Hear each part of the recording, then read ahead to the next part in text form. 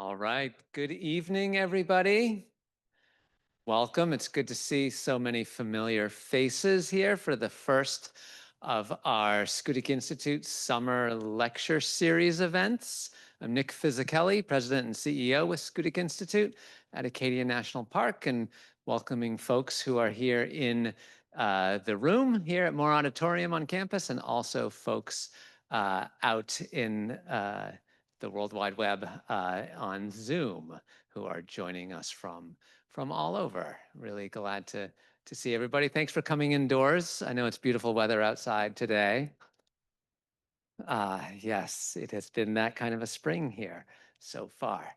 But so Schoodic Institute, we are a nonprofit conservation science and education organization. And together with our National Park Service colleagues, we co-lead Acadia's Research Learning Center. And our mission is to be a center for inspiring science, learning, and community for a changing world. And this changing world is really a common thread to all the work that we do as a science and education organization, and is common thread to our lecture series this summer. And rapid change is something we're really witnessing here in Acadia. Just over the last 5 years, there are all sorts of superlatives related to change. It's been the hottest year. We've had the wettest summer, the driest growing season, highest sea level recorded. We've had the warmest ocean temperature and the most destructive storm as well. And all of those just in the last 5 years. We know that change is accelerating as well, and we're going to be seeing more of that to come. And it's really driving a paradigm shift in conservation, really from an effort to protect the past, keep things as they were in the past, to really fostering the future. And this is the work that scientists at Schoodic and partners with the National Park Service, Friends of Acadia, and others are working on together.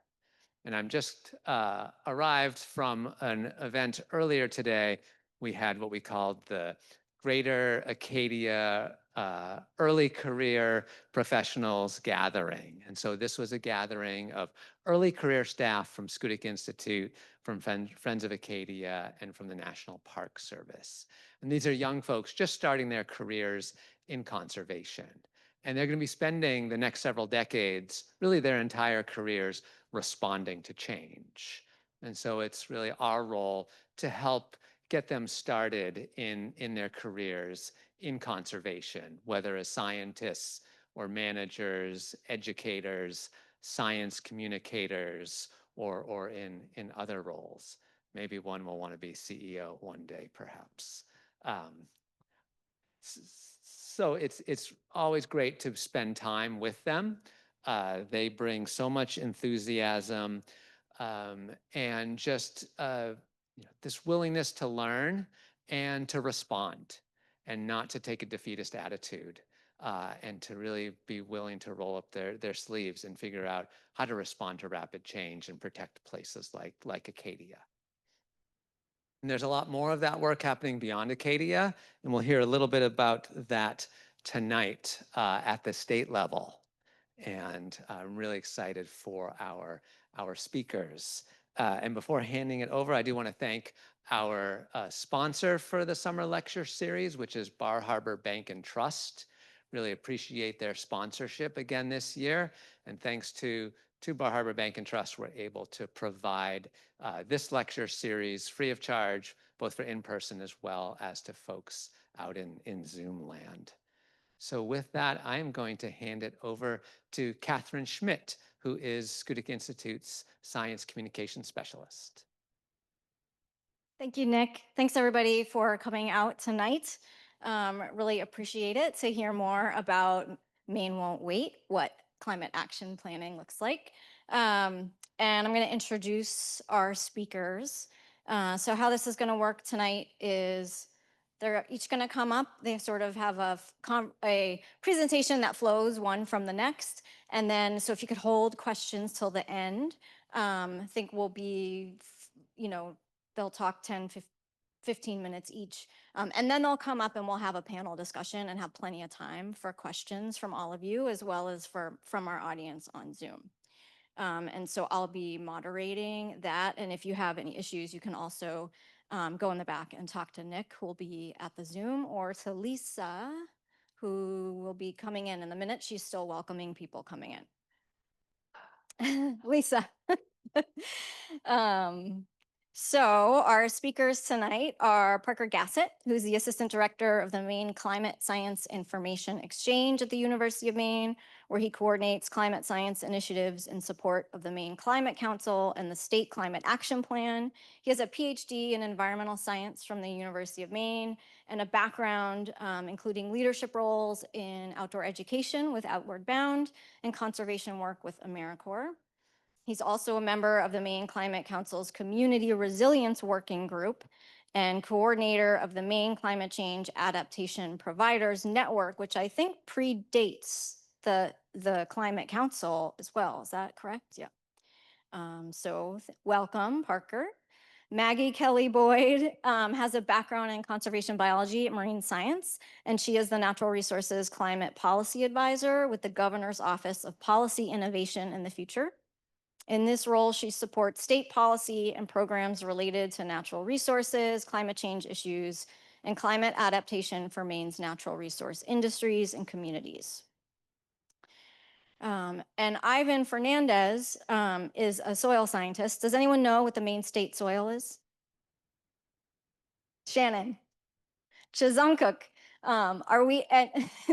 So it is thanks to Ivan Fernandez, a soil scientist, that we have a Maine state soil, and its name is Chizuncook, and you should look it up. It's a very beautiful yellow color. And Ivan has done many other things, which you can read about in his bio online.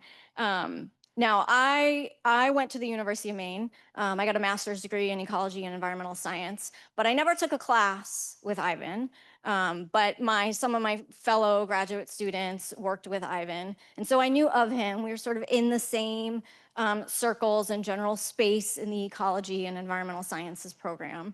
The only thing I know about soils is from delineating wetlands, and so I only know sort of wetland soils. But Ivan and I connected about 17 years ago when the University of Maine was asked by the then Governor John Baldacci to produce a climate change assessment for the state, which hadn't existed yet.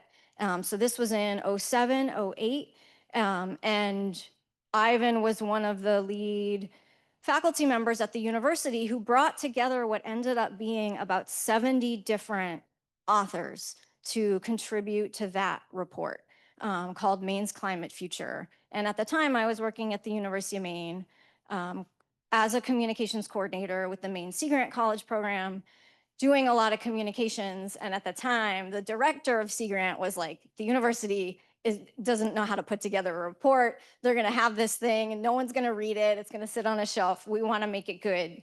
We have to get involved. And so we offered to do the editing and design. And so 17 years later, 3 Maine's Climate Future reports later, here we are, and we have a Maine, and so those reports, which are still, used to this day, we spent a lot of time on the figures in those reports. And they really, I think, were the predecessor for the climate action and the climate reports and the work that you're going to hear about tonight. And so it may seem new to you, and it may seem like, I don't know what all this stuff is, and there's a lot of jargon, which we're going to talk about later.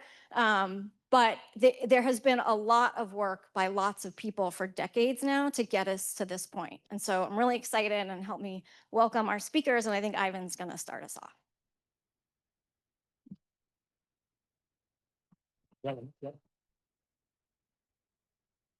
Well, thank you, Catherine, for that wonderful introduction. And I'm so glad you talked about those elements, because I'm often pointing out, those Maine Climate Future reports. Well, I almost said it to one of my friends and colleagues that I'm with tonight. She's the person that was key in making those things happen, besides being a dear friend. So thanks for talking about that. I actually have a little bit of that history on a slide. Thanks for the opportunity to be here tonight. I'm not going to talk about soils, although Shannon got the question right, so I'm really proud of her. She took my class, so she's cheating. Um, uh, the goal here tonight is talk a little bit about climate action plan in the state of Maine and the kind of activity that is ongoing.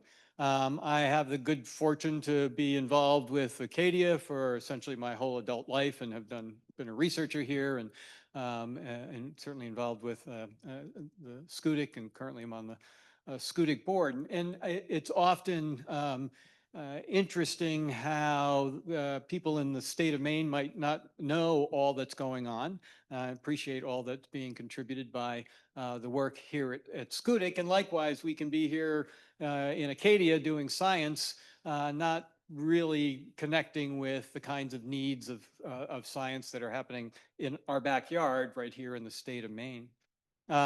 So I'm going to be the first up to talk about the development of the Climate Action Plan.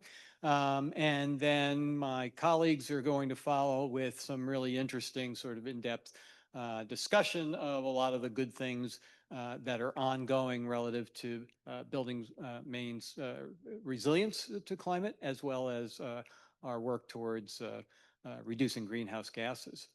But first, this slide has a whole bunch of stuff on it, and if I showed you it all at once, you'd be probably be leaving.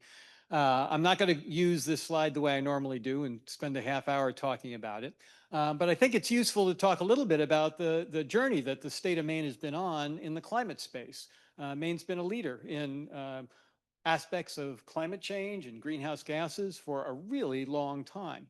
We have ups and downs with the politics of the day, but nevertheless, we really have been leading the charge on this in many ways. And so I've kind of chunked this slide to be able to see. I can't even read this from the slide myself, so I'm going to come over. Can you still hear it over here? Yeah. There's a number of things that happened that I'm not going to talk about that are grayed out. Going all the way back to 1995, Maine was the first to do a state level greenhouse gas inventory. Actually, it was my postdoc at the time that did that inventory. But what I am going to highlight are things primarily related to our journey towards a climate action plan here in the state of Maine. And so in 2004 was the first Maine climate action plan. It was finalized in 2004, and it was to be enforced between 2004 and 2012. At 2012, it was either going to sunset or be renewed by state statute. And it set greenhouse gas emission reduction targets. So targets to reduce the amount of emissions of particularly CO2. Others like methane, nitrous oxide would be included in that. The base year is 1990, and it still is today. And we met all of the goals of that initial climate action plan. That climate action plan was just about mitigation. So that climate action plan was just about reducing greenhouse gas emissions, not building resilience, not about the things that you're going to hear about mostly after I get quiet. Next in that series is the first report of Maine's climate future, and that's what Catherine was just talking about. At the time, the state had a very small climate program, literally 2 or 3, depending on how you count them. People in the Maine Department of Environmental Protection trying to figure out what do we do about climate change and how do we protect our state as well as contribute to reductions in greenhouse gases. I was at the university, and lots of people in the university were running around the world, climbing ice sheets and you name it, doing really amazing science around climate change. But those two entities weren't connecting. And so the idea was to develop an assessment of climate science for Maine. You may have heard of the IPCC, the Intergovernmental Panel on Climate Change. That's global. National climate assessment is national. This was the first to be targeted at Maine. And so by the process that she described, and thank God we connected because she's been a key person in making these things happen and their success. In 2009, we came out with the first Maine's Climate Future. It was delivered to the legislature, and Governor Baldacci told the legislature, this is cool, go forth and come up with a preliminary adaptation plan.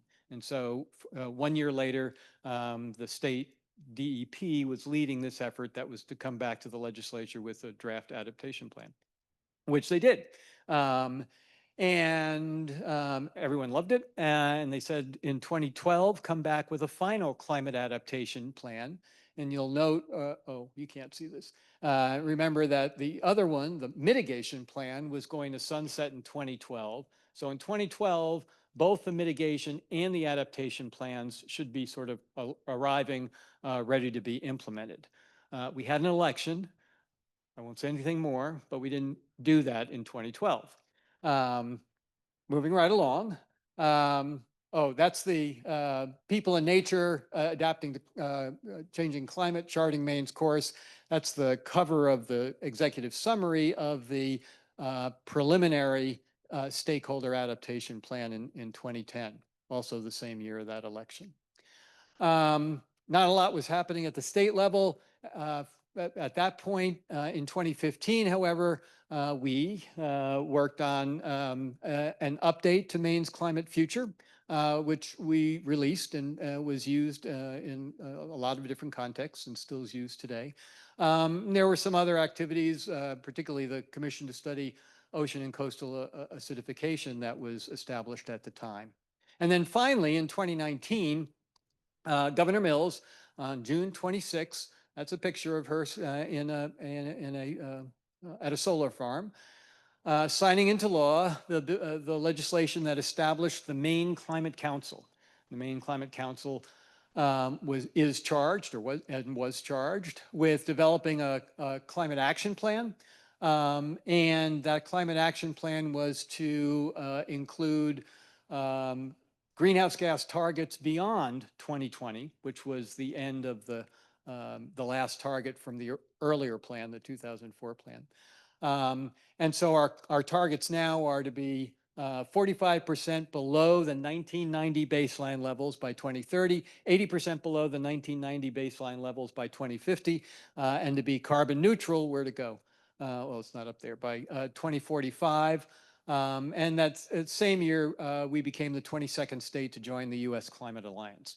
The U.S. Climate Alliance was a coalition of states, still is, that came together particularly at a period during the first Trump administration, since at that point the federal government was backing away from climate and pulled out of the Paris Agreement, and these states banded together to keep the momentum going. And they did, and they still have.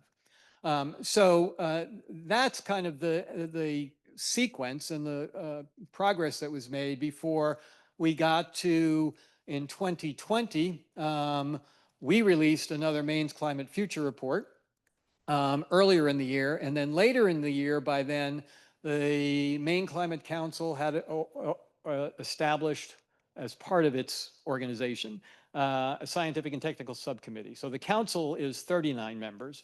And then there's 6 working groups and 2 subcommittees. And so there's 250 people in these various support organizations. And one of them is the Science and Technical Subcommittee. I'm the co-chair of that.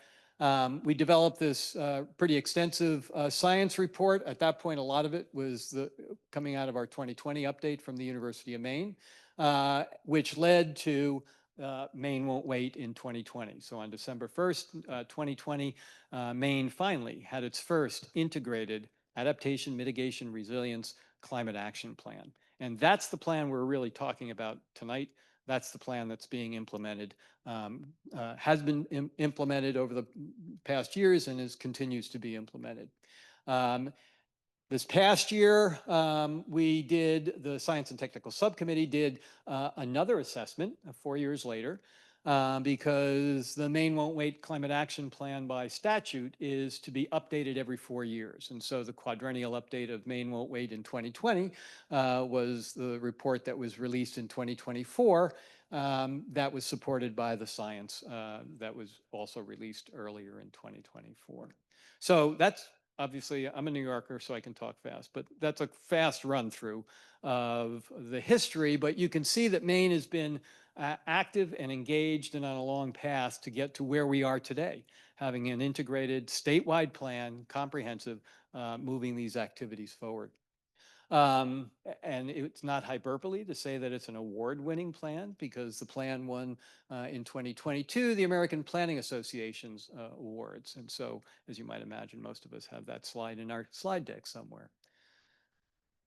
This is the organization of the Maine Climate Council. And so at the top there is the image that's representing the 39 members of the council itself, who have the ultimate responsibility, working with the Governor's Office of Policy Innovation in the Future, of releasing an updated plan. The two subcommittees, and then these 6 working groups. And they're in areas that you might expect they would be: transportation, buildings, energy. So that's on the mitigation side. And then community resilience planning, public health, emergency management, coastal and marine, and then natural and working lands.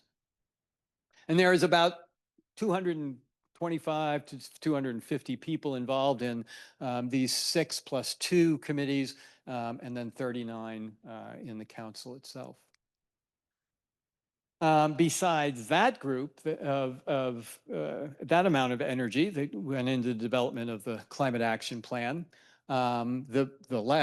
this recent plan, this version 2, the quadrennial update, also involved public surveys of 1,079. I'll believe them. I didn't count them.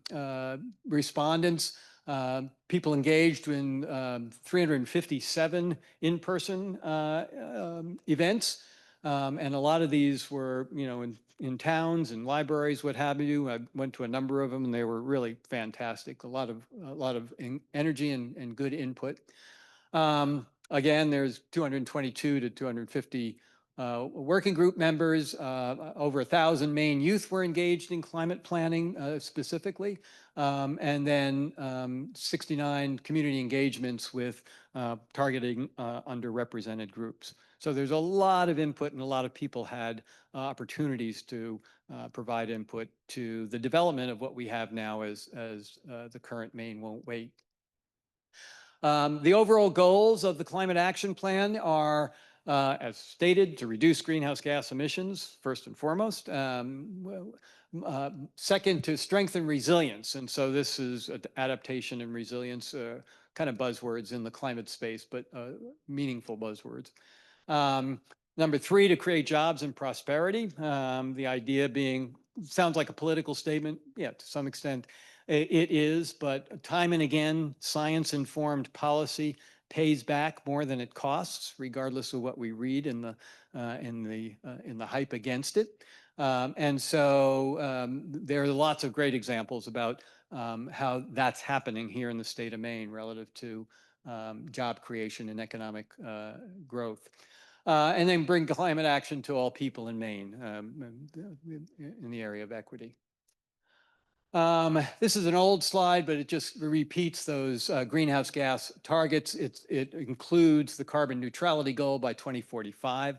And without getting wonky, but so these reductions, 45 and 80% in greenhouse gas emissions, are gross greenhouse gas emissions. So that's how much primarily fossil fuels we're burning and emitting to the atmosphere one way.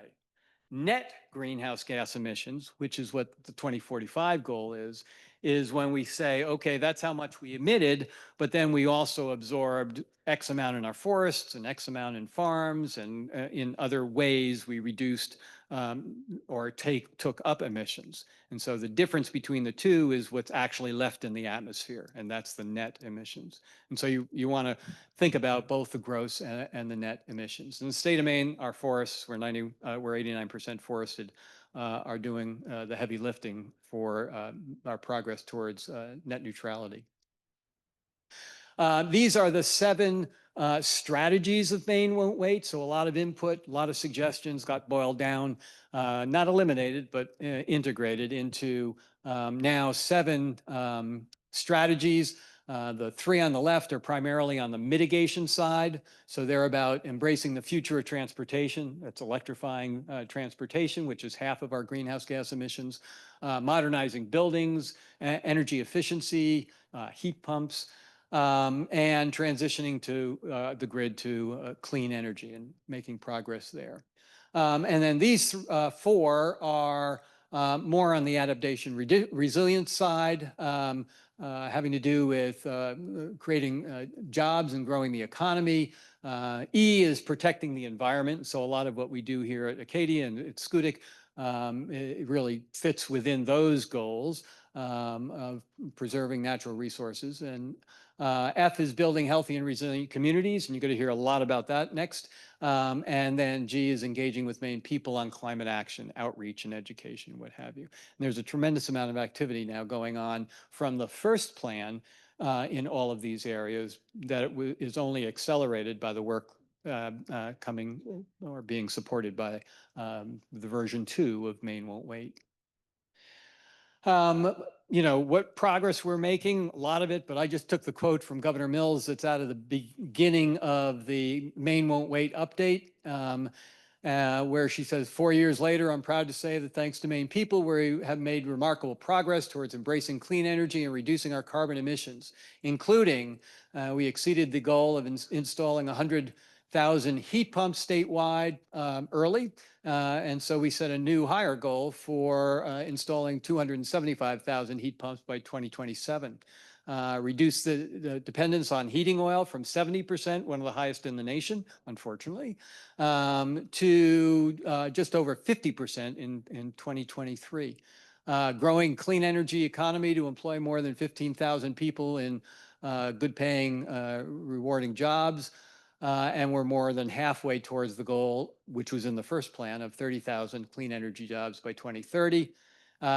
Reducing our greenhouse gas emissions by 30% since 1990, the baseline year, achieving meaningful progress towards our goal of becoming carbon neutral in 2045. And we'll make that without much of a problem. What we may have the bigger problem with is reducing the gross greenhouse gas emissions.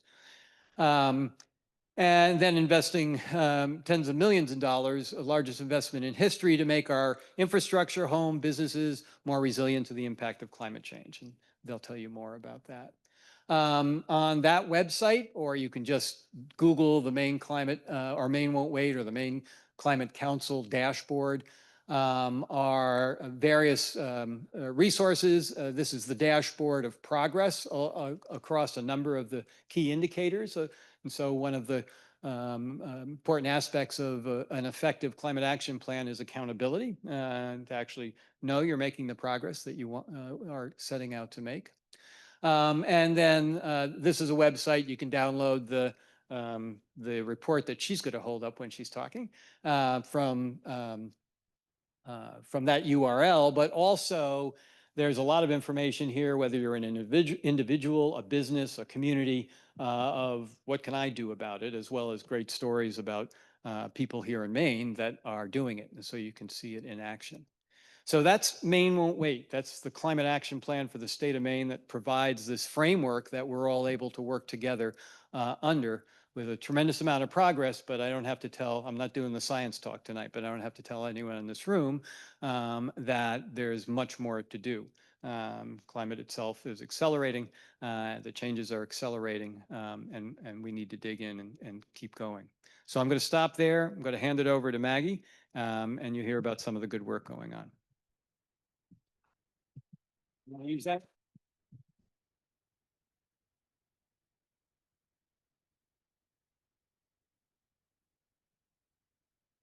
Hi, everyone. Thank you for that wonderful introduction, Ivan, and perfect overview of Maine Won't Wait. We did bring a bunch of copies of the Climate Action Plan. Like Ivan said, you can find them online. They're a little heavy, but please take one if you want. There's a bunch out front on the table.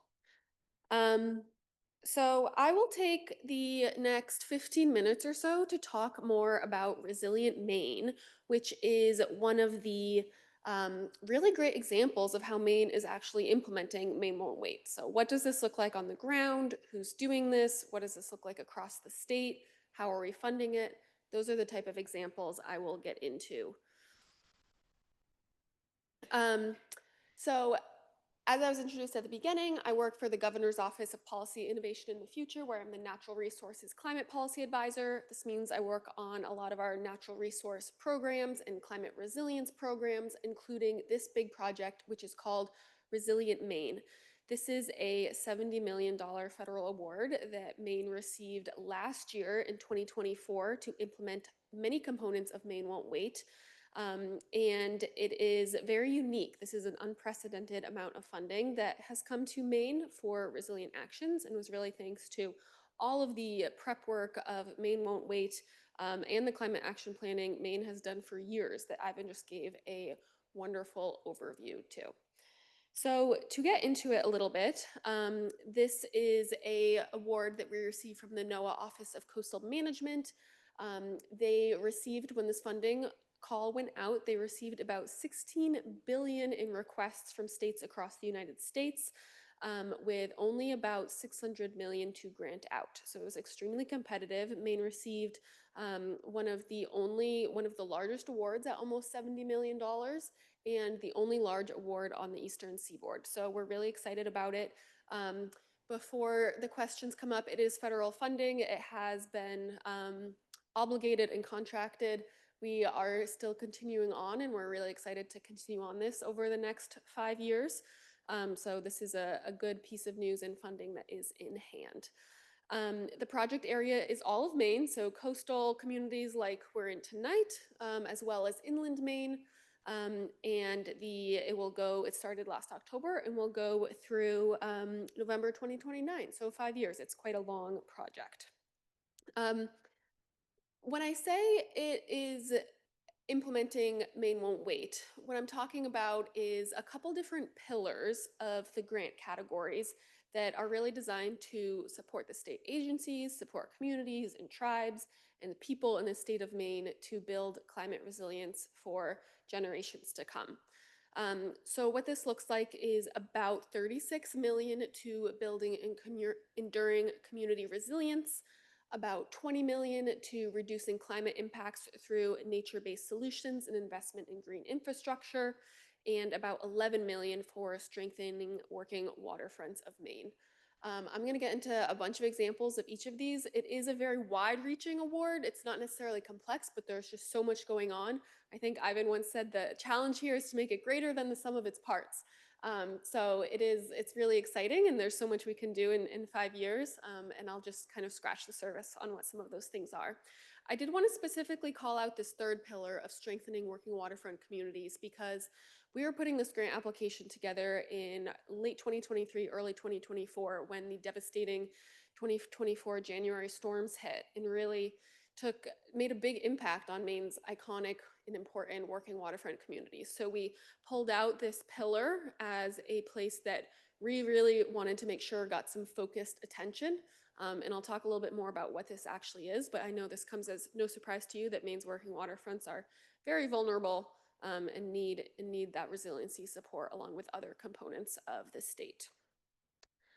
So to get into some examples, building enduring community resiliency, there is about 30 million in grants that will go out to communities over the next 5 years.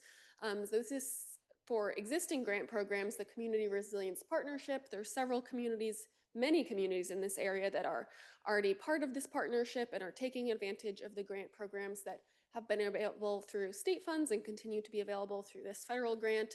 I know Gouldsboro is part of it, Lemoyne, Millbridge, Ellsworth. I could go on. Many of the communities you all are part of, I'm sure. But it is a great opportunity for communities to take both resilience actions and emissions reductions actions. The resilience actions, in this case, being funded by this large grant. An unprecedented amount of funding just went out this last year. So again, we're just really taking advantage of this opportunity to send out funding and technical assistance to Maine communities for anything from road raising, construction, engineering plans, to some of these photos like you see, planting rain gardens, community work, and as well as construction opportunities through the Maine Infrastructure Adaptation Fund, which is run through the Department of Transportation.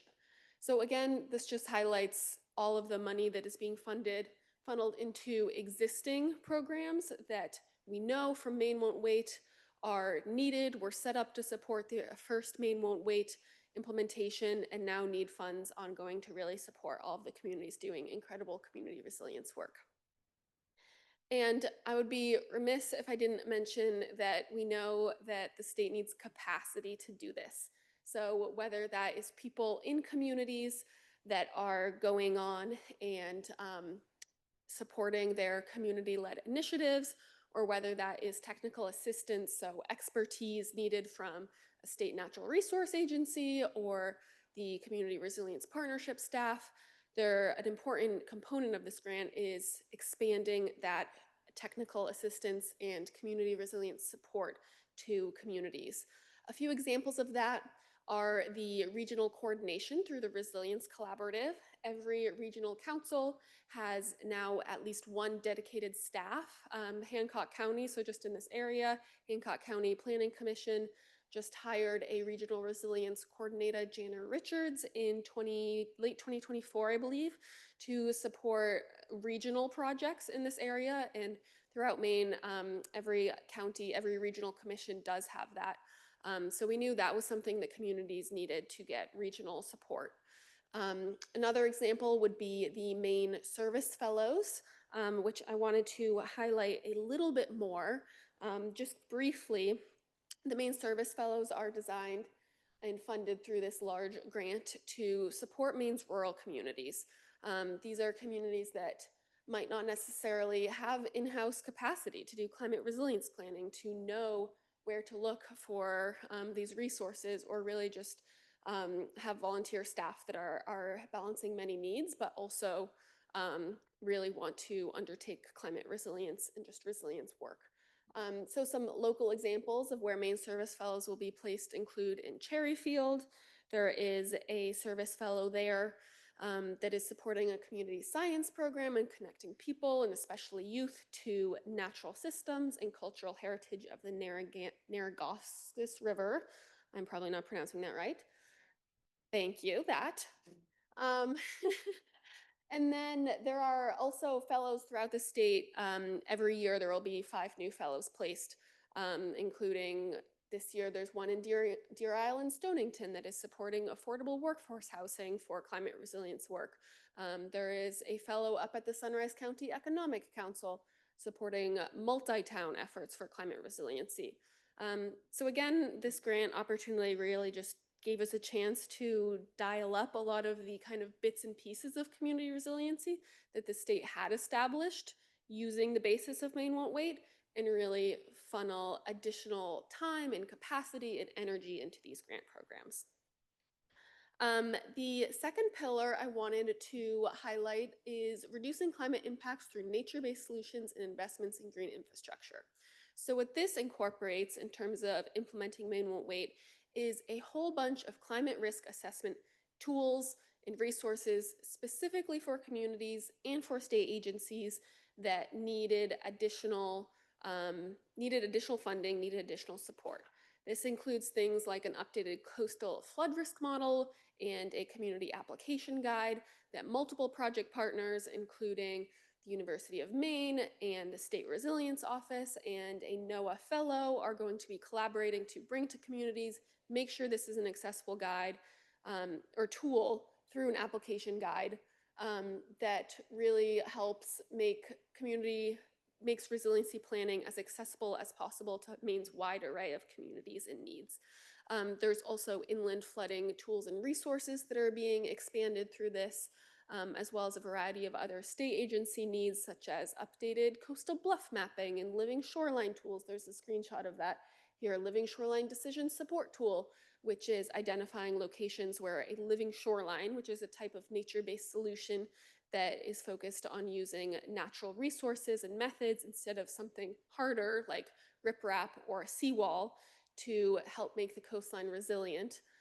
These would be online tools that help either towns or state agency members or state staff kind of identify where potentials for this sort of resiliency tool might be implementable.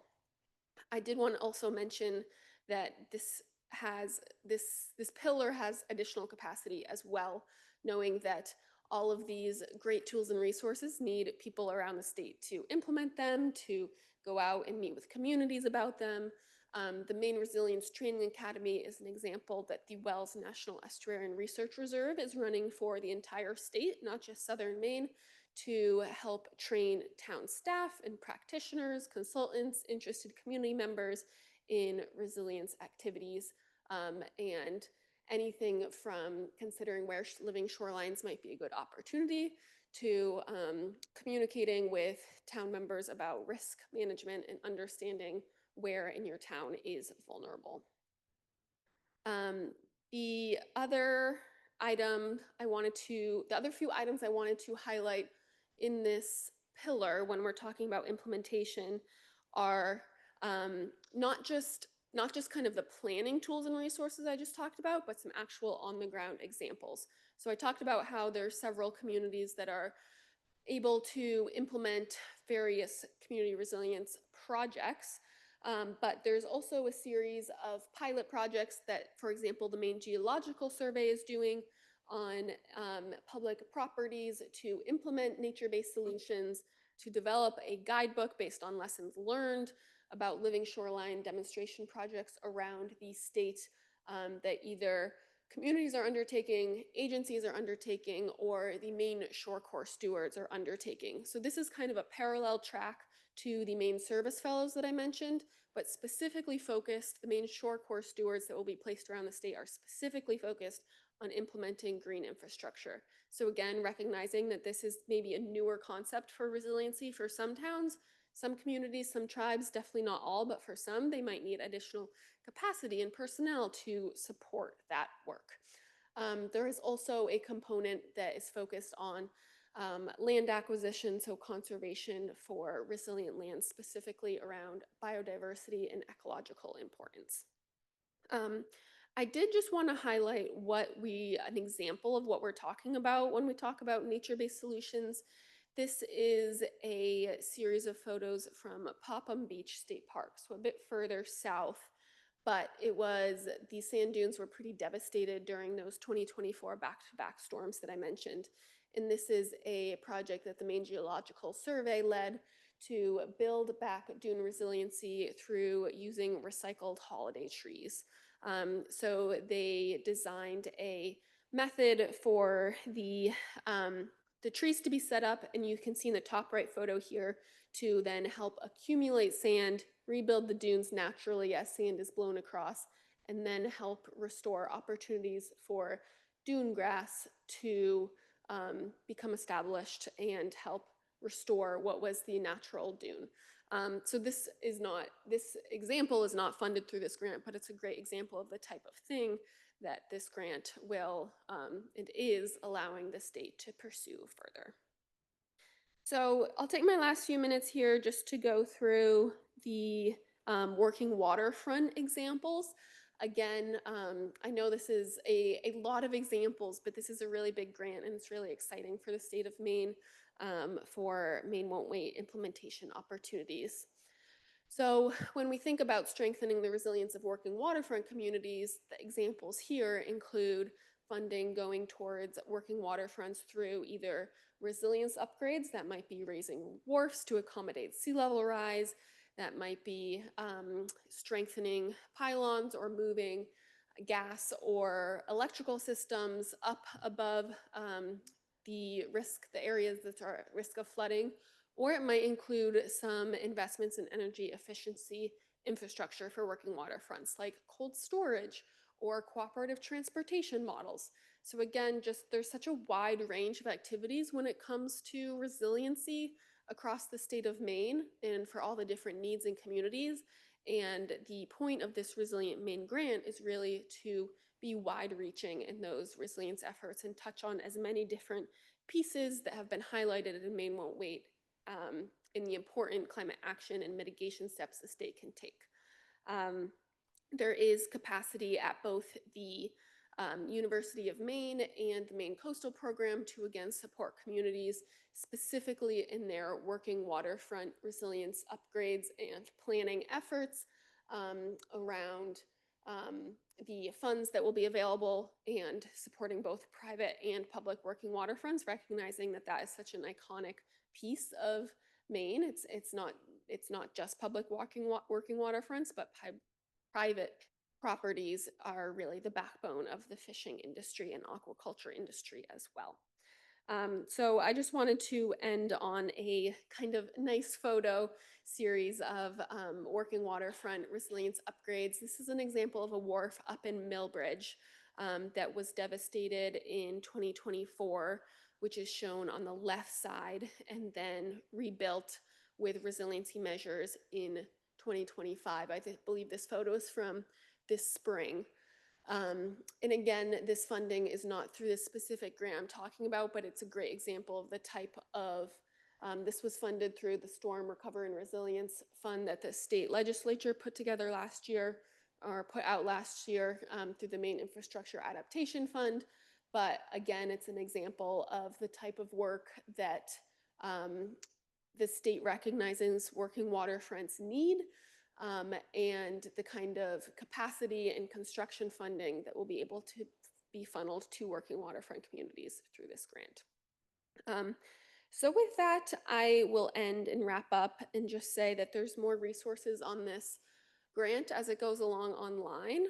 But again, it's so wide reaching and it's pretty unprecedented that Maine received $70 million for resilience funds. And it's really thanks to the work of so many people and communities that have put into Maine Won't Wait and speaking out for the community resilience needs of their community, and really thinking about what needs to be a resilient state for generations to come.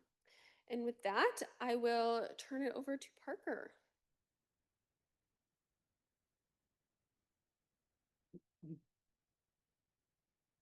Thanks, all. So I'll be a little bit more brief and we'll switch over to a panel discussion and hear more from the audience. But my name is Parker Gassett.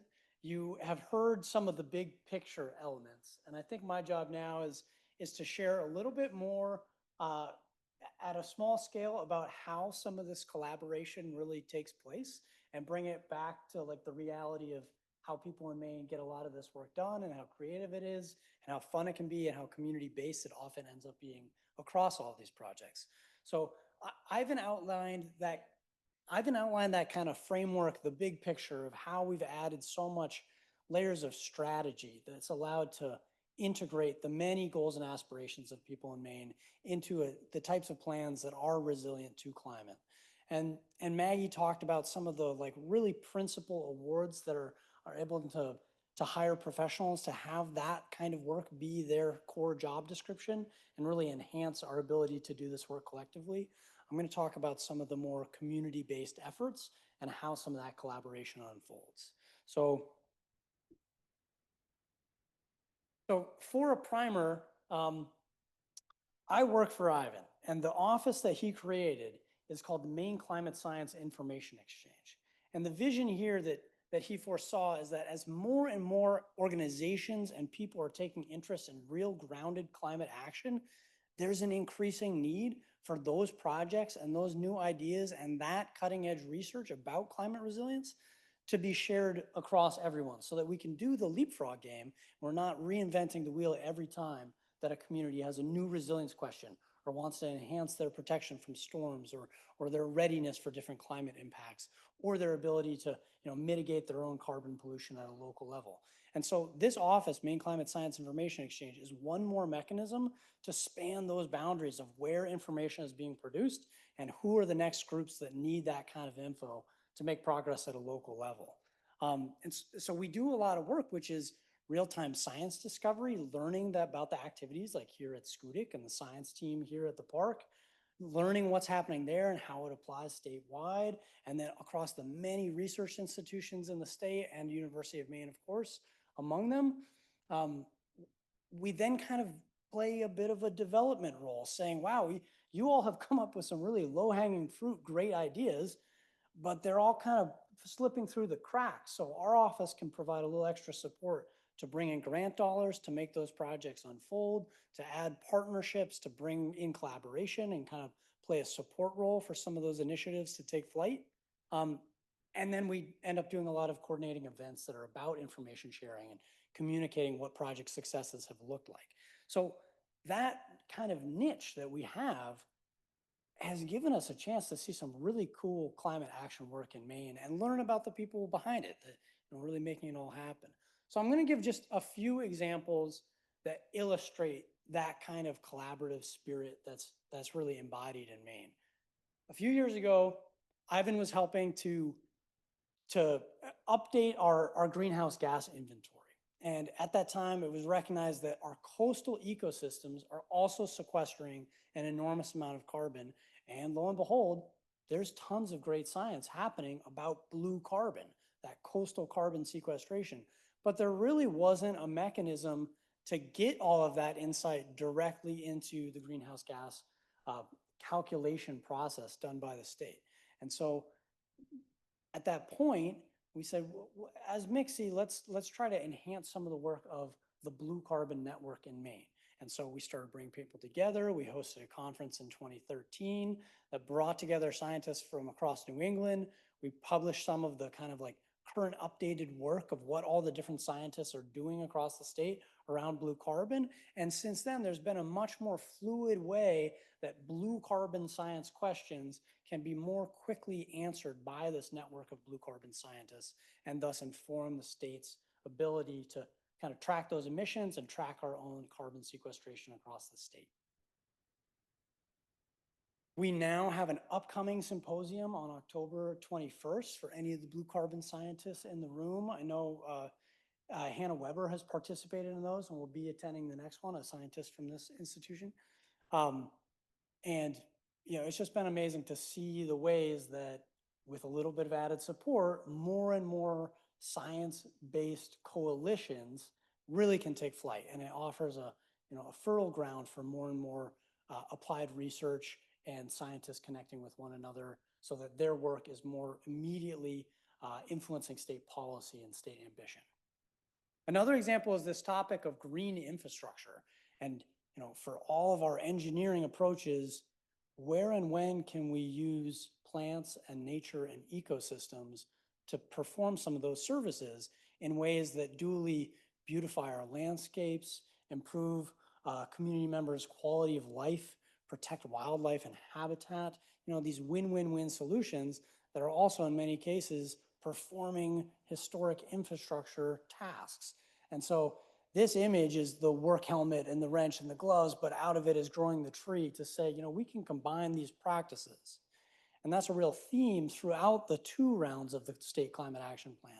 So what some of that work has looked like, and Meg, you commented on that, is programs right now where MIXI is working with the Department of Environmental Protection to collate all of the existing guidance about nature-based engineering into a more fast-tracked single document, a single guidance program, which is called the Our Shore program.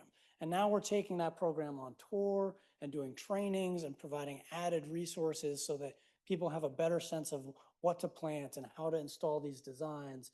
And essentially, especially for issues like erosion control and pouring stone over the coastline as a way to reduce erosion, now we have a lot more tools in the toolbox to replant and revegetate those same ecosystems. And simultaneous to our work to improve the availability of that guidance on nature-based solutions has been an entirely reform process for our permitting structure. And it's really exciting that through multiple years of engagement and discussing across state agencies, what are the hurdles, or why is it difficult for you to permit or allow nature-based solutions, or what do we need for a future that is more integrated with natural solutions, we've been able to refine existing permit structures so that now, for the first time as of just a week ago, it's totally exempt to plant native species on the coastline. It does not trigger any of our environmental laws that are meant to safeguard our most critical ecosystems. And so the kind of reimagining what are the tools in Maine's tool belt and what is that DIY spirit of Mainers to work on coastal erosion, a lot of awesome policy progress coupled with education and outreach and improved access to the tools and the trainings. I think later on we have some slides that will show you what those guidebooks look like. We can come to that during the discussion. But the third example I want to talk about is a Maine community resilience workbook. And we realized over time that more and more towns are starting to have their own municipal climate action committees, or the climate planning group that's working on the town's comprehensive plan and writing the climate chapter, or, you know, the climate action committee that's adjacent to town government, but doing amazing work. And those questions, time and time again, were really similar questions. So we decided we really need like the Wikipedia of Maine climate action. And that's what this book became. And it's a collaboration across almost 100 different co-authors of people who do this work professionally in the state. And it's designed to collate all of the Maine specific tools for things like flooding and sea level rise or inland flooding or precipitation forecast tools that we have, all the different mapping viewers that exist that are Maine specific into one place. So you're not looking at 100 different websites to find this. You have the cheat sheet. It also gives all the examples of town activities as case studies, so you can more easily like look over your neighbor's fence and find out, well, what are they doing in Deer Isle? And we have examples of that. You know, what is happening in Machias? And we talk about those community case studies. So this is like Maine's way of distilling the cookbook of what's happening right now, and then providing all the contact information so that you can, you know, if you are going to come together as a community with volunteers who are doing this kind of work, you know, at least less of your time is doing that first step research, and you can really get your hands dirty with real climate adaptation because other groups have already kind of put together those best practices and resources. So I'm inclined to hold there and shift over to a panel discussion, and I think you'll moderate that. Yeah. Thanks.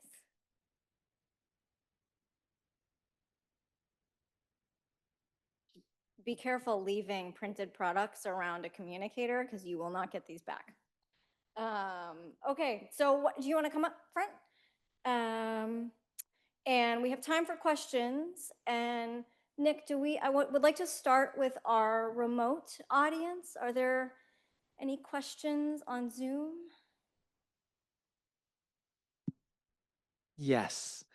Yeah, actually, first, Parker, you just mentioned the Maine Community Resilience Workbook. There was a question from a member of the audience who's, and she asked this just before you mentioned that, whose community is developing a climate resilience committee and was actually interested in more materials, information, even the slide deck from this presentation. So where can folks find this resilience workbook? Yeah, so you can find it just by typing those words online. You'll be able to discover it through a UMaine web host. But I just want to applaud how much that kind of work is happening in Maine right now. We're a small group, and maybe it was formerly the Conservation Committee or the Trails Committee, are now really coming together to say, we're going to do climate resilience at a local scale. And it's key to make that kind of community organizing fun and engaging. And so any kind of tools that lets those volunteers do more of the community-based work and less of the endless searching online for what to use and what to read and all of that, this is really meant to save those volunteers time and make their work more actionable more quickly. So check it out online, and we intentionally made it full of web links to go deeper on any of the topics, and also included contact information for Maine experts on each of those topics in every one of the chapters, so that you can actually have somebody to call and say, this is what we're thinking at a town level. Will you confirm that we're on the right track? So great question. Nick, any other questions? One more here from online. Maggie, you mentioned the almost $70 million of funding for various projects here in the state. That is IRA or Inflation Reduction Act funding. We're also hearing, lots of news about projects being canceled or funding for projects being canceled because that Inflation Reduction Act funding is being pulled, including a total of 18 resilience projects in Maine had their BRIC applications terminated with the cancellation of the program and are now seeking alternative funding, according to the person online. So, how is this going to affect the state response to climate change? I think both here in the near term, but longer term as well. Yeah, that is such a great question, and it's definitely devastating for a lot of this really important federal funding for climate resiliency to be pulled. The $70 million grant is still under contract. We're still working on it and plan to continue doing so, which is good news. But I think the bigger picture here is that the state and Governor Mills and the work of our office really knows that the state now needs to rely on itself a lot more for for a lot of the funding for these important resilience projects. Just over the past year, the Infrastructure Rebuilding and Resilience Commission put together a plan for state resilience and kind of pivoted starting in January, thinking about going from how are we maximizing all of our federal funding, matching and opportunities to how is the state really going to support this ourselves. And an example of that would be a recent legislative bill that was passed unanimously, LD1 and Act 2. Let's see, I think it's an Act to Storm Recovery and Response that puts about 10 million into FEMA. So some of the state-funded opportunities through FEMA, through the MEMA, Maine Emergency Management Act, given that BRIC funding, which is a FEMA source, has fallen through for some communities. And then there's also a few other like floodplain management efforts and homeowner resiliency measures in that bill. So I think that that's just an example, but the summary here is that the state really knows that it needs to really build up its own resources given the federal uncertainty and how a lot of the work or funding that we were relying on previously is not necessarily going to continue into the foreseen future. Thank you to the people who asked those questions, and I think we'll start here. There was a question over here. So, Got it. Oh, here we go. I had a question. You always hear about the Gulf of Maine is warming the fastest body around. Do they have any reasons why this is happening to the Gulf of Maine? Because it's really going to affect, you know, the whole industry with lobsters and everything else when you think about it. Yeah, it's a great question. So the Gulf of Maine, you can actually think of as being shaped a little bit like a giant bathtub. And we have a couple deep water channels, the Northeast Channel and up nearer to Nova Scotia. And so there was a period of time where the Gulf of Maine unusually was being flooded more by Gulf Stream warm water coming from the south, when we historically were more filled up the bathtub from more Arctic cold water. And so that variation, which happened over a short term, only 5 or 8 years, as kind of a regime shift of the water masses entering the Gulf of Maine, had really abrupt impacts, which led to that warming being so uniquely high for an oceanic system compared to other more well-mixed oceans and their corresponding temperature changes. We still have a lot of unknowns about the long-term pattern of that. But there is an enormous amount of work to do fisheries resilience across different climate scenarios. Much of that has been tackled by the Science and Technical Subcommittee. I think that's a start to the answer, but Maine has some really remarkable ocean scientists across this topic. Yeah, what he said. But I would add to that right now there is some recent data that suggests an unexpected level of cooling, particularly in deeper water. Overall, warming continues, and because of these changes in currents, the rate of warming is not only attributable to atmospheric warming, but current shifts. The point I want to make, however, is how critical it is for the infrastructure that we have in science, and it sort of relates and is leveraged off what Maggie just responded. There are significant cuts that you may have heard if you turn on any media to science from the current administration. Risks to the Nuracuz buoy system out in the Gulf of Maine, where a lot of these data come from, for example. Without the continuation of that, or even more, investment in that kind of monitoring and data collection and then research to try and understand it, we are increasingly at risk to the changes that you're describing and for the reasons that you know very well. So the additional note I wanted to add is we know what we know because of the systems that we have. We need more systems, and yet right now we are losing resources. We are losing funding for research. We are losing some of the data sets and monitoring that allow us to understand these changes. So some of these changes are really critical going forward. And of course, we don't know what, where this will end at this point in time. We certainly know the importance of long-term monitoring here at Skudik Institute. A lot of the data sets we work with are over 140 years old. And so the importance of continuing those data are really important. So more questions from the room. Yes. Come. Thank you.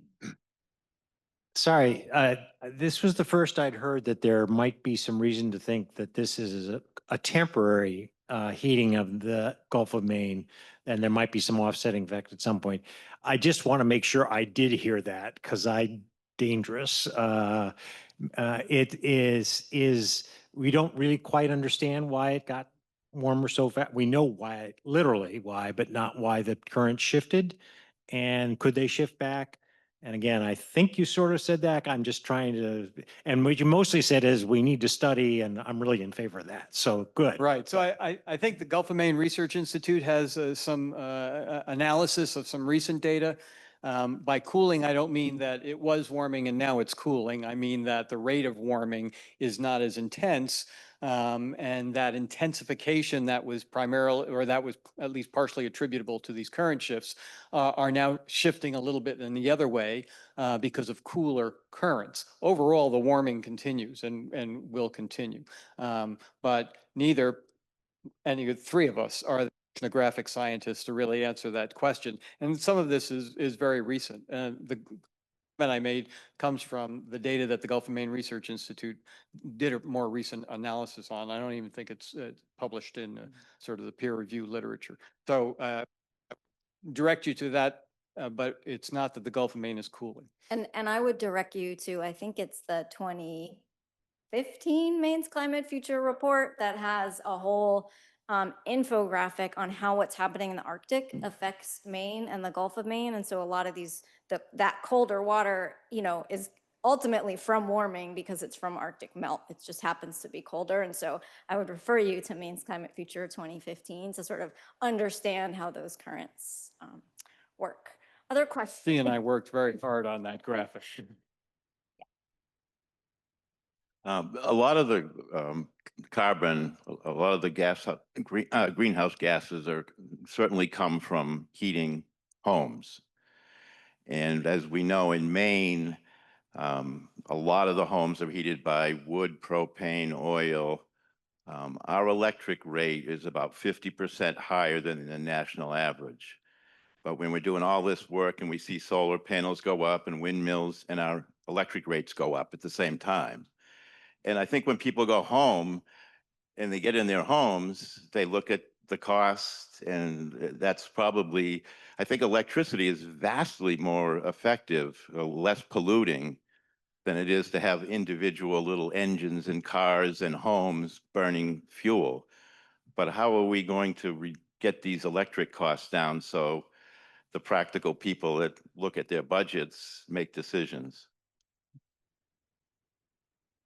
Well, I don't have the direct answer. A lot of a significant component of the rise in electricity costs is due to natural gas. And so some of the narrative that's out there has been really good at offsetting it onto subsidies for renewable energy. That said, some of the subsidies for renewable energy are in fact part of the price structure. The cost of battery storage of energy, the cost of solar cells, et cetera, have dramatically decreased. And so there's sort of an asymptote of the more we engage in those technologies, the less it will cost. And we're paying for the transition. We're not, it's not the cost of the system per se. Particularly at this point, most of the renewables are cheaper than the fossil sources of energy. But that said, the price of electricity in New England and certainly here in Maine is a major problem. And part of that is attributable to the transition to solar. Part of it is attributable to fossil fuels. And so I don't have a short answer for that, but getting off of renewables is not the answer to reducing costs. We're also not counting in the cost of using fossil fuels the cost of the air pollution, the climate change, the secondary costs that are coming from the choice of using that kind of fuel. So anyway, that's not an answer. I realize that, but it's not just because we're using renewables. That's why the price of energy in New England is so high. Other questions? A question here on mitigation. Ivan, you had mentioned the 30% reduction in greenhouse gas emissions recently compared to the 1990, and then these future goals of additional 45 and 80% reductions. Where have these recent reductions come from, and where are the future ones going to come from? Meaning, is this transportation? Is it heating? Is it electrification? Yes. So all of the above, from the standpoint of reducing gross greenhouse gas emissions, a lot of the success with heat pumps in residential heating, insulation, those have been the big success stories. The electrification of the transportation system is a big challenge. So we haven't made as much of an inroad. We're a rural state. It's no question that it's challenging in that regard. For the net greenhouse gas emissions, that's a complicated sort of thing to explain. I mean, it is the gross emissions minus what we absorb. We're 89% forested. Our forests are in a condition where they are accumulating carbon, so they're growing more than we're harvesting every year. So we're getting a big bang for the buck from our forests in pulling back some of the carbon from the atmosphere. And the last carbon budget for the state that we did, based on the methodology used, which can be, altered, and it's a territorial carbon budget. It's not a consumption carbon budget, not to get wonky, but those are two different beasts.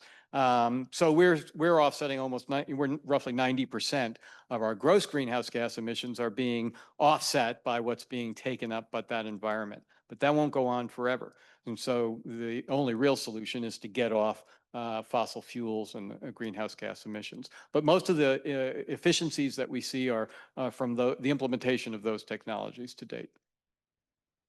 So I think it's a little too, you've already gotten a little wonky, I think. So I actually have a question, I think, which relates a little bit to this question about what sort of everyday Maine people are seeing. When that initial climate change adaptation plan, so that's how are we going to respond? What are we going to do? In it after the 2009 report, right, in 2010, I remember being in a room in Augusta, a meeting room with people sitting around, and it was probably one of them, it was a diverse group of people representing a lot of different sectors of the state, and people that, being from marine science organization at the university, I was not used to being in a room with, and we all went around the table and everybody kind of said like why they were there and what was motivating them. And overwhelmingly, it was nature. It was the outdoors in Maine. Everybody around that table in that room had some connection to the outdoors, and that was the common ground. And so my question for all of you, since you're the ones out there talking to people and having conversations and across the state, does that still hold true, or is that less? What is it that we have in common, and what are those shared interests and concerns that you're hearing? Yeah, that's a great question. I'll share one and then we can pass it down the line. I think, yes, that still holds true. I hear time and time again the reason people love Maine is because of the beauty of the outdoors, the environment, the clean air, the clean water. And then I think In the past year or two, I've also seen a shift that has brought people together, and that is we've never seen something like this before. Whether it's about the storms, whether it's about what they're seeing, the flooding, what they're seeing in the communities, what lobstermen are seeing happening to their catch or their working waterfronts. We're hearing variations again and again of this is different. We've seen a shift. We've never seen something like this before. Even leaving the words, this is coming from everyone, even leaving the words climate or resilience out of it. People are seeing shifts in their communities and their natural environment. So I think that's also a unifying factor among communities, but I'd love to hear from the others. Yeah, one unifying theme that I see is oftentimes communities will think, well, where do we even begin? We don't have any semblance of a climate action plan at a community level, or where do we even start? This is totally overwhelming. And then after a little bit of organizing and meeting with different existing entities at the town level, you realize we've been doing climate resilience in different ways with different jargon for a really long time. And so the transition to be ready and resilient for climate impacts is really a revision and a renewal of things that people often intuit and understand, and we actually have quite a bit of local capacity to accomplish. And so reducing some of the fear or overwhelm about the scale of the issue is immense, but we also have the ingenuity and the capacity and the kind of local stewardship mindset already baked into the crust for the way that towns in Maine are, navigate existing challenges. And so I think that's a really effective on-ramp for conversations and can help people to feel a little bit more comfortable with the unknown of, a changing Maine and their changing sense of place. Yeah, I don't know that I think this was well said. I think Mainers still love the state and the natural resources that it represents and sort of the way of life. I do think that people, giving a climate change talk 20 years ago, even before I knew this person, there in some audiences there would be a lot of pushback that anything was at all happening or real, and CO2 had gone up and down and what have you. And that almost never happens, except in some sort of bizarre political context. But everyone knows that something's changing. They care about the natural resources. I was sitting here as these guys were answering, and you can, wildfire smoke from the west in our sky, dust that we haven't seen since the Dust Bowl, winters that aren't winters anymore, coastal storms, 100-year coastal storms every 6 months, a drought, downpours, heavy rain year, the kind of variability that people say, I don't remember ever seeing this before, that what we've seen in the last, 10 or 20 years. And when you look at the data, when scientists look at the data, a lot of things have changed more rapidly and are continuing to accelerate since the year 2000 or since the year 2010. So I think it's the changes that people are seeing and experiencing that are making them ask, call it climate change, call it chicken soup, something's different. What do we do about it? And these kinds of community actions are exactly what's emerging, and in a, I think, a really wonderful way from the standpoint of empowering everyone to have agency in order to address the challenge. But it's not a question of if the challenge is there. I think I saw a couple more questions. Okay, right here. I had a question about carbon sequestration, but before I ask my question, I wanted to say a big thank you to the governor's office. I'm a member of the Gouldsboro Coastal Resilience Committee, and we received a grant from the governor's office and some IRA funds as well to match. And that is an example of your funding in action. And just this Saturday at 2 o'clock, we will be having a public meeting for the residents of Korea to give them an update on some of our work. The work that's been led by Bill Zolik, who's in the audience here. And we're working on 2 projects there at the Crowley Island Causeway and another junction in the town. So thanks to funding from the governor's office. So this meeting this Saturday is at the Black Duck Inn, 2 p.m. to 3:30 on Crowley Island Road. So the public's invited, but it will be an example of your funding in action. So thank you. So my question is about carbon sequestration and the relative merits of wetlands versus forests, both in quality and quantity of carbon banking. So I'll start.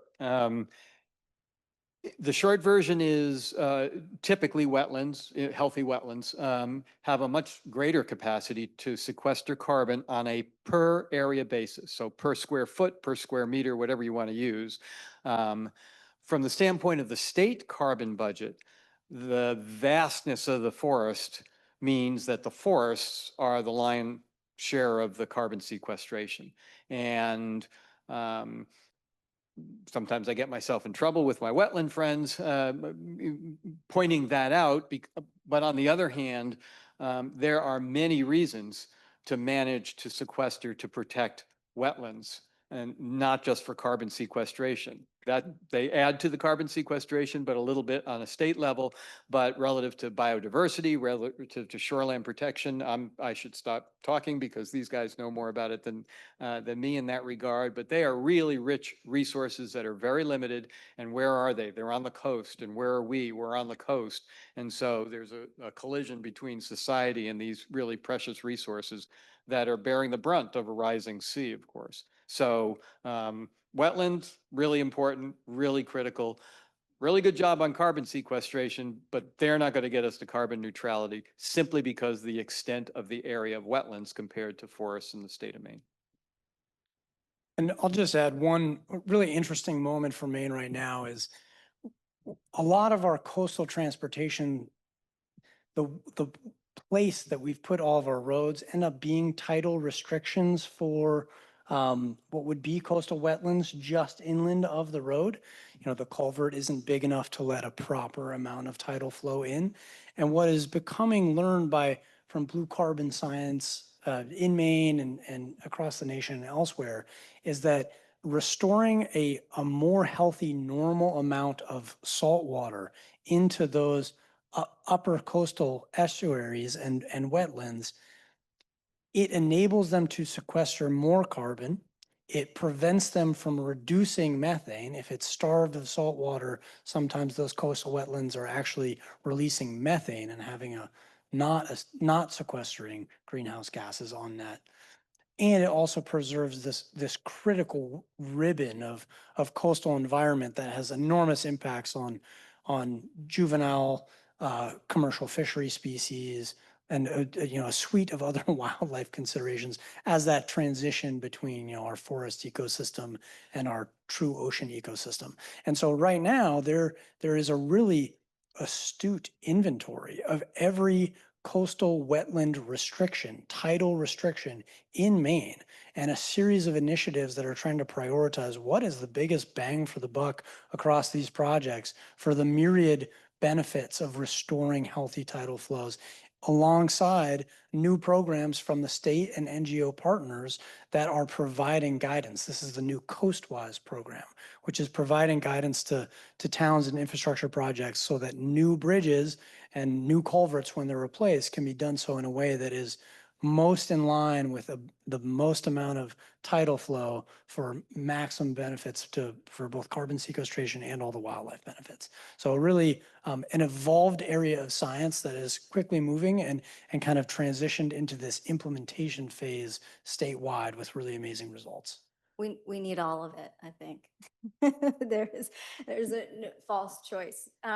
Thank you all so much. I think we're gonna wrap it up and just have some last words from Lisa. So I didn't get the chance to ask, but I hope that you all think about this on your way home. And I hope that maybe you can talk to some of our presenters afterwards. And that is, what is resilience? Oh, I was like, oh, are you asking me to answer? Thank you all to our panelists, and I just want to thank you all for coming out on this beautiful evening to join us in this hot temperature that we have. It's been gorgeous. Just want to put on your radar that the next lecture series is going to be on July 8th, and that features Doug Parsons, who is the director and host of America Adapts, and it's the Climate Change podcast. So I hope to see you all again in about a month's time. And please join me in thanking our panelists for an insightful conversation tonight.